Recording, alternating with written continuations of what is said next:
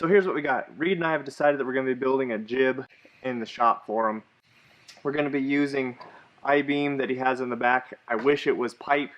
That way we could turn the arm that hangs out around the pipe, and we could fasten the pipe hard to the ceiling and floor. But since we don't have that, we're going to be working with some limitations here. We're going to be fastening a bearing to the top of the I-beam.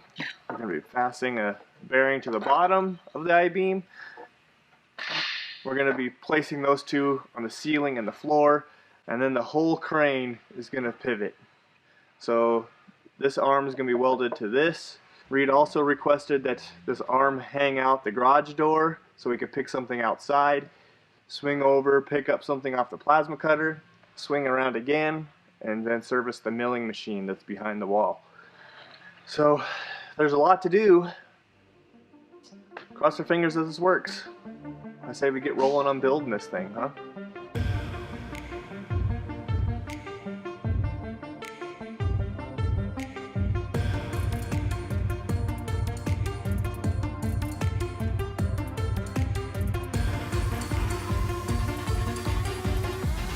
Here we go.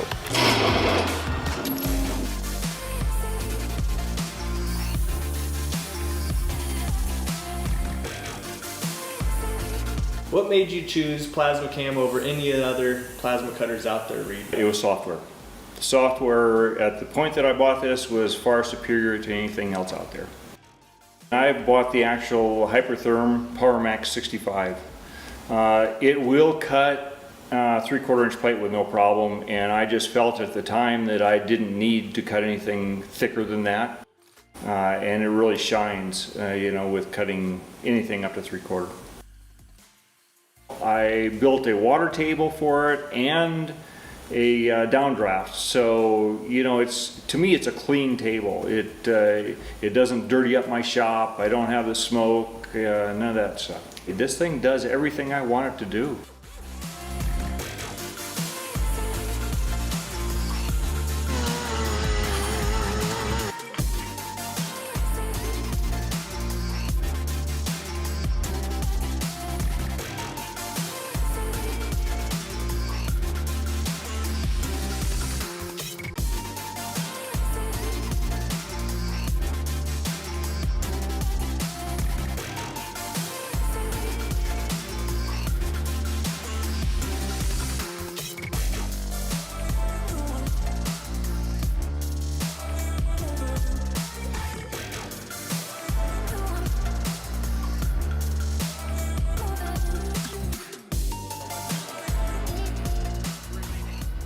We got the plate. This is the ceiling plate that gets bolted to the roof rafters. And what happens is this is going to be the mount for the top pivot pin. And so this is actually going to be sticking down off the roof. And this pin is going to be for the bearing. It'll go something like that. But we need to get it welded to the plate first. And as you can see, Reed machined this nice beautiful pin for me. And I had him machine this boss on the bottom of it, and what that allows me to do is when I weld it onto this plate here, it doesn't put any stress right here on this pin where the pin meets the weld. This is eliminating all the stress. Most of the time a pin will crack right at the top of the weld, so this will eliminate that. And I'm just going to lay it out with this caliper. It's pretty simple. I'm just going to match the diameter here, half the diameter. I could see where Reed turned it. That way I can center it up just like that. And he's graciously spotted a hole for me in this plate where the location goes after we've laid it out on the ceiling. So now I can just trace this around just like that. It doesn't have to be too perfect, but now I got a guiding line there to be able to center this up. Just like that, boom, we know that's where it's going. And now I'll stick weld it and we'll be good to go.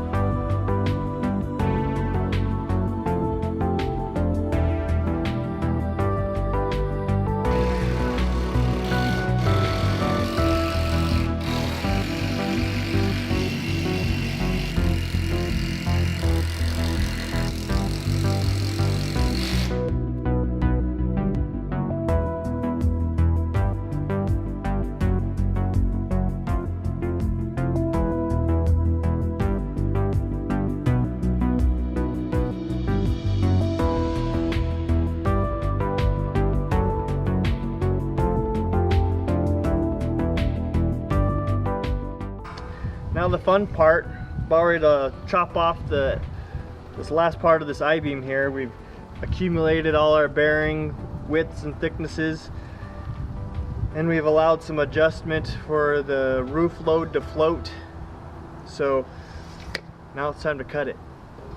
We've decided on 13'6" for our length of our trolley beam, and hopefully that will clear the air duct for the air removal system for the plasma cutter, and then also swing outside the door and give some lifting capabilities outside the door. So we're gonna weld some end caps to it and bolt it to the side of this thing, and off we go. We're gonna use one of my favorite tools, this hot saw here, to lop off this I-beam. Every time I use this thing, I picture myself on the stage of an 80s rock concert. Flame shooting out, cue the 80s rock music.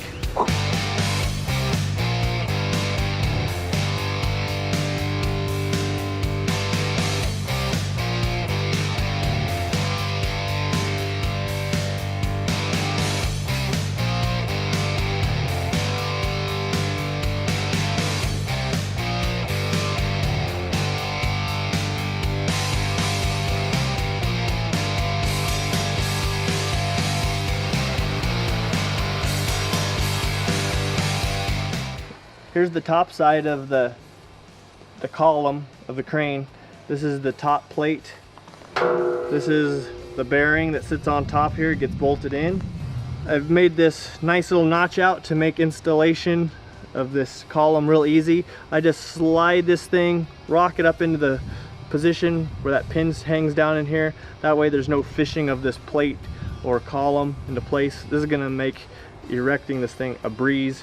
And then I have to notch out right here in this web of this flange so that it gives clearance for the pin that's hanging down from the ceiling. So let's notch this out first. Let's weld this on. Drill some holes, off we go.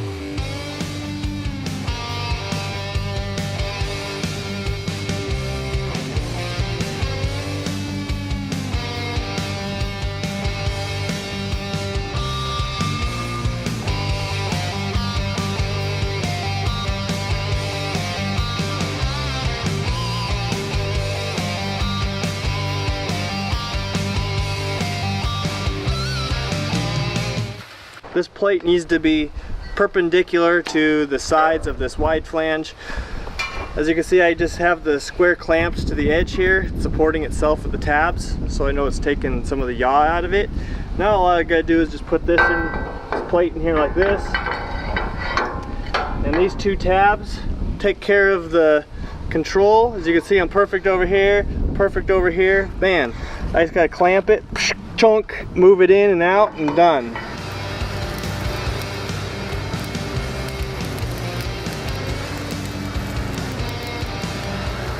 Bottom base plate of the post for the crane here, and as you can see, I have a hole in here. The shaft of the bearing comes through the hole.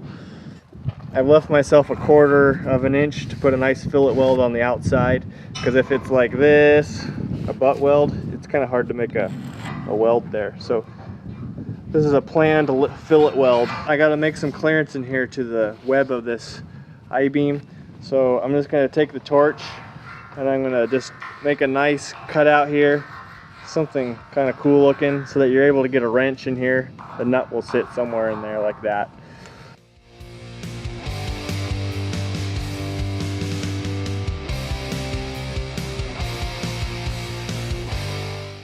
All right, we got the cope out here. This is just the clearance for the bolt hole, or for the nut, so we can get the wrench in here and tighten it. So we got some clearance. Now we got to weld this base plate to it. What it's doing is it's taking up all the misalignment of the butt cut of this I-beam here. I got lots of gaps to fill on both sides, but I'm okay with that. What I want is this plate to be square with the center line and the flange of this I-beam, because the bearing is going to be riding here, so it's really important of this orientation. So I enjoy having this here hold this plate for me nice and square. Now I can tack it off and pull the square off, and off we go.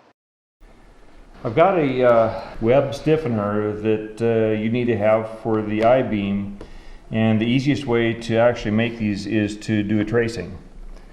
So I have a digitizing table, and I have software that is called Logic Trace, and so I can actually trace this.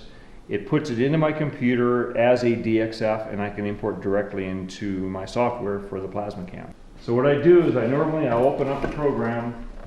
I want to use a lines and arcs. I'll hit the start, and then what I need to do is just make some points. Corner, end of arc, go to an arc,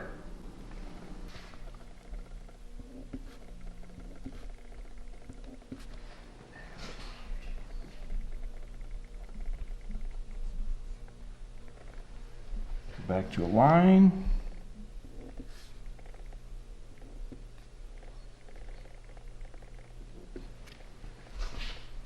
and done.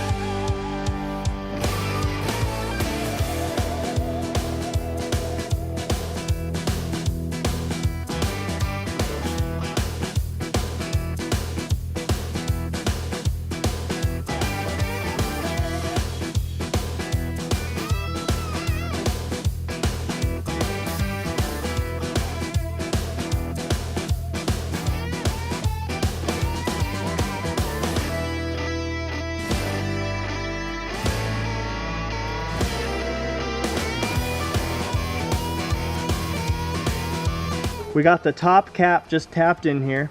It's got a bearing race seated in here. I'll pull this out before I go to weld it, but I have it in here to show you. We have a taper rollered bearing that I've spec'd out for this. It's able to take a dynamic thrust load, which means like a compression for the weight of the crane, and the dynamic load that this crane's gonna see. So we spec'd it out for that, okay? The next goes in is this plate right here, the side of the bearing, and this surface seats there just like that. This gets welded to the base plate on the floor, okay? And what holds this all together is just this pin.